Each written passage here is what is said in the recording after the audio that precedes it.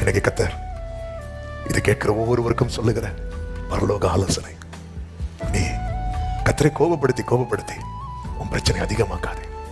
கர்த்தரை பெரியப்படுத்தி அதுல இருந்து வெளியே வா. அதாவது மனுஷன் தள்ளுனா கர்த்தர்ட்ட போகலாம், கர்த்தர் தள்ளுனா 40 வருஷம் ஆண்டவர் போராடி பார்க்கிறார் ஜனங்கள்ட்ட. கடைசியில் எப்படி ரிசல்ட் இருக்கும் தெரியுமா? இவர்கள் வழுவி போகிற ஜனம் என்று சொல்லி என் இளைப்பாறுதல் இவர்கள் பிரவேசிப்பது இல்லை என்று கோபத்திலே சுத்தியே அழிஞ்சிட்டாங்க. கர்த்தரை என்ன பண்ணிராதனா கோபப்படுத்திராத. அவர் தான் உன்னை பாதுகாத்து அந்த வாக்குத்தத்தத்துக்கு நேர அவர் தான் கொண்டு போகிறார். இந்த பகல் வேளையில் என்னை கேட்டுக்கொண்டிருக்கிற அன்பு சகோதரா சகோதரி, நம்முடைய வார்த்தைகளினாலே, நம்முடைய சிந்தையினாலே, நம்முடைய செயல்களினாலே நம்மை வழிநடத்துகிற தேவனை கோபப்படுத்துகிறோமா?